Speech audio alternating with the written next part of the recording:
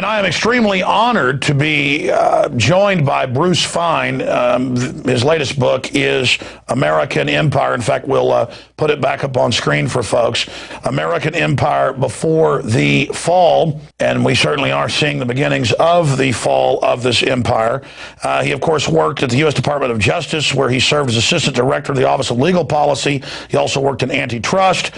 He is a top advisor to many committees in Congress on constitutional law. He's a constitutional lawyer, and he is frequently quoted in the Financial Times of London, New York Times, you name it. And I think his greatest claim to fame is he is the senior policy advisor to Congressman and Dr. Ron Paul, who is now in the lead in Iowa and in Nevada and other key states, and is under an incredible bombardment of disinformation and propaganda from the corrupt establishment on both sides, the left and right, really certifying and signifying he's the real McCoy, not just his sterling constitutional voting record. And Bruce Fein has been an advisor of his for many, many years and has been working hard on the campaign trail with him. So I want to get into what's happening in the incredible police state expansion and also what's happening with Ron Paul. For every action, there's an equal and opposite reaction, and Ron Paul and all the support, I would say, is a manifestation of that. Bruce, thanks for joining us from D.C. What should we get into first, the giant police state power grab or Ron Paul's counter to it? Well, I think we should get into the power grab first, because that really transcends any individual candidate. It's something that's going to come to haunt the United States, not only today, but in the future, if we survive as a genuine sovereignty that celebrates the Republic. And not only do we have this National Defense Authorization Act that Ron Paul condemned, that crowns the military with authority to detain any of us for life in the United States if the president says we're substantially aiding an associated force of the Taliban to attack coalition forces, a totally open-ended standard that now makes all of our liberties at the whim of the president. And then we have this continuity in government revelation that we discussed earlier, that suspends democracy, suspends the republic in the event of some so-called emergency that the president declares, or whatever standard of emergency is, and basically pits the government against the people. Instead of, that's an inversion of what the Constitution is about, which says we, the people, are sovereign, not the government. The government is the steward of our liberties, not the grantor of our liberties that are unalienable. And we also know from stories recently that we have surveillance drones on the southwest border, the government claiming they can surveil us from the day we step out, the moment we step out of our house until we go back into our bedroom without any probable cause, without any warrants. That's what's being made as a claim in the United States Supreme Court. We're using predator drones to kill people based upon secret evidence and secret law that the president says he can't disclose. There's no post-mortem. There's no way to hold anyone accountable for these assassinations that remind me of the Gulag archipelago of Solzhenitsyn, during the Soviet days. And it never ends. Always more encroachment on liberty, always more encroachment on privacy, and this futile quest for so-called absolute risk-free existence, which is a guarantee of simply detaining and arresting everyone on the theory that we're not all saints. A truly horrifying, I think, development. And the incredible thing is there's so little resistance. Rand Paul voted against these kinds of bills in the Senate, but it's really a handful overall. Only 13 senators out of 100 oppose this tyrannical rule.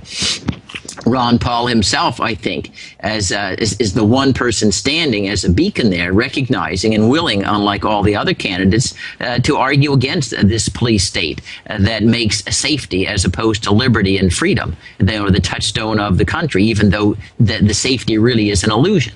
Because when you create a belief that all citizens are disloyal, it'll create cynicism and a sense that the government then becomes illegitimate. And the greatest strength any country has is the allegiance and loyalty of its people. That's the greatest strength, and not the weapons, not the guns, and things of that sort. Certainly. I mean, in the last few decades, the military-industrial complex, the big crony capitalist, non-free market mega banks, they've tried to keep the velvet glove on the iron fist, but now because Congress for now, 2 years has had a 9% approval rating, even liberals, big government people say they fear big government more than, the free market and corporations now. So there is an awakening. So I think the system is just dispensing with even the ceremony now. I mean, we were talking about this before we went live here. This was put on the White House website 2 weeks ago. Strategic implementation for plan for empowering local partners to prevent violent extremism in the United States. And it's a federal announcement saying domestic terror is the #1 threat, and speech criticizing the government, there's bizarre quotes in here, is aiding terror. And there's a President Obama quote in here where he says, I'll read it, "As a government, we are working to prevent all types of extremism." So now terrorism is extremism that leads to violence. Oh, see, the extremism, the talk leads to violence, regardless of who inspires it. And they go on to say, we're now worried about domestic groups, mainly right-wing. Quote, at the same time, countering al-Qaeda's violent ideology is one part of the comprehensive strategy to defeat al-Qaeda. Over the past 2.5 years, more key al-Qaeda leaders, including Osama bin Laden, have been eliminated or in rapid succession than any time since September 11th. We have strengthened Homeland Security and improved information sharing thanks to coordinated intelligence and law enforcement. Numerous terrorist plots have been thwarted, saving many American lives. And then they go on to say extremism, extreme talk is now aiding al-Qaeda. And so it makes this bridge. And if you read deeper into this, that they're going to use the NDAA, the military, basically against the American people. And as we know with the MIAC and Homeland Security reports that law enforcement sent me 3 years ago, none of this has to do with foreign threats or al-Qaeda and all this talk. It's always about Tea Partiers, Ron Paul, Bob Barr, constitutionalist. I mean, what does this signify as a constitutional lawyer and expert? Well, it shows that the Constitution has been vandalized by the government, and the government needs to be held accountable.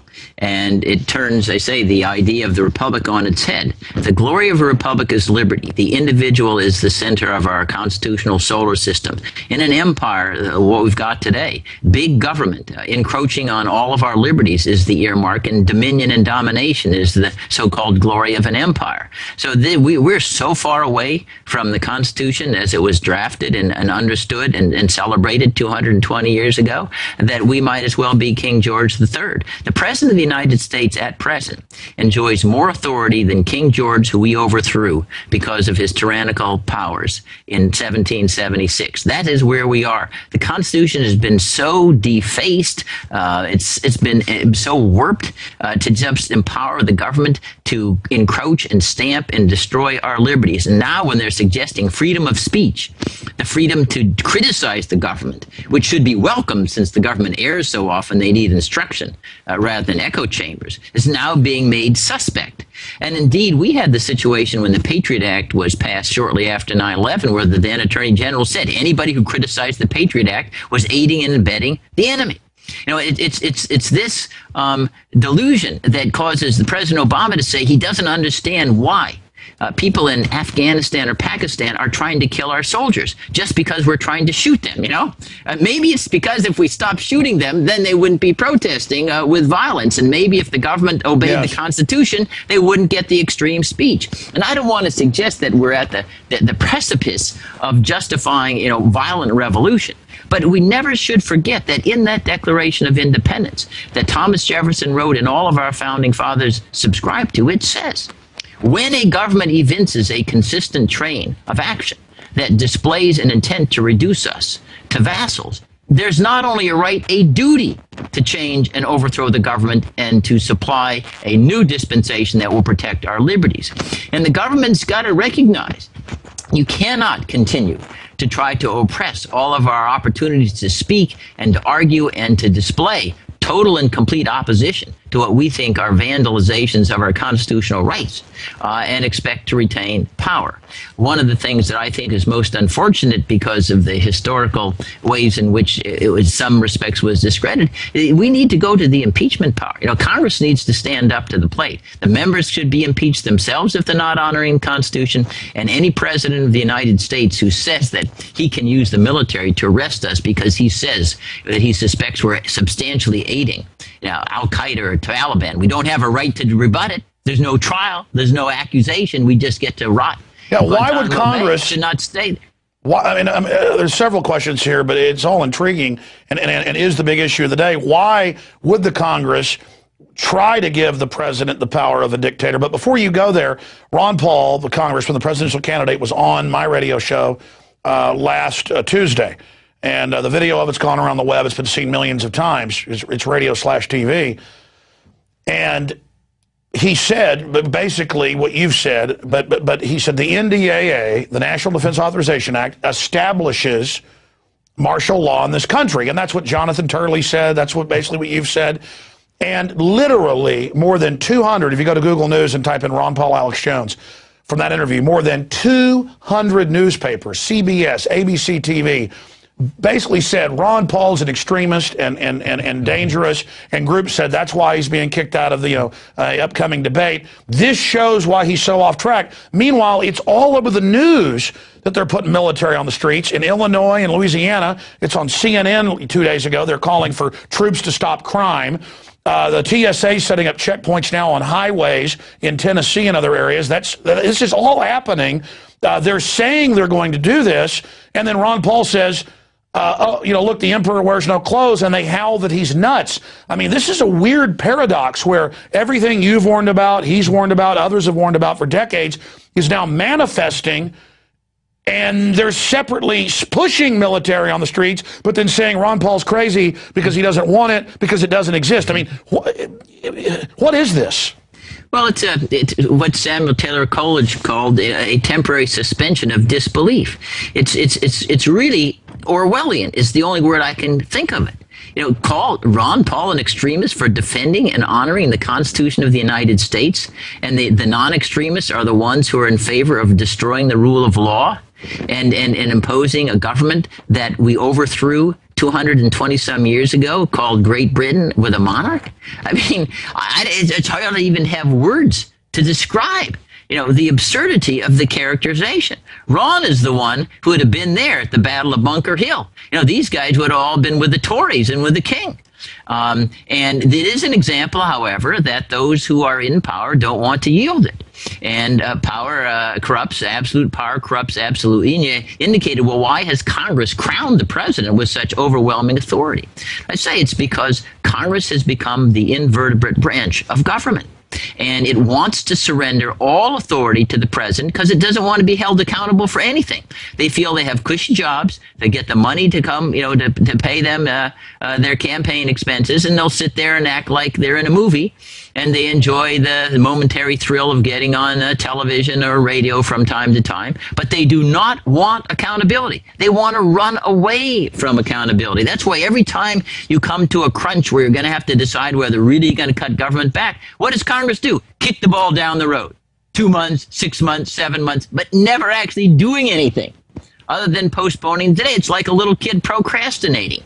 And that's the one element I believe the founding fathers were just stunned. They didn't think a branch would surrender power. But I think the reason why they misconceived how this has evolved here in 2011 is that the political parties have replaced the Constitution as the source of the allegiance of these members of Congress. They believe they're Democrats or Republicans, Dallas Cowboys, Washington Redskins, or New Orleans Saints, but they're not Americans. It's just their side. And they play like this is really just a game. It's not for the people of the United States. And that's why, hey, as long as their guy's in power, hey, give them all the power that you want, because that'll help you in the next election cycle.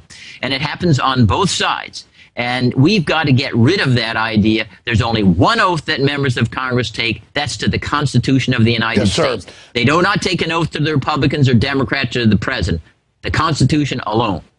Let me go back to this question. I want to get into Ron Paul briefly before you got to go. I know you're very busy, sir. You're heading up a lot of the campaign policies and things and supporting Congressman Paul. But, Bruce, looking at this, and I mean, really working in government, being around these people for decades, studying it, why are they moving so quickly? I mean, even I am shocked by the speed of it, and I've been seeing this develop for a while. People said, oh, you're being extreme, but now it's moving faster than I even thought, and instead of getting chills once a week of concern, I'm getting them every 30 seconds. I mean, I can feel the tyranny rising, not just see it. I can, intellectually it's right there, but also in my gut. Why is the system moving at light speed towards total despotism, classical, naked, on fire, North Korean style. You know, Kim Jong-il is God, Obama is God. Anybody who doesn't like it's an enemy. What is driving this?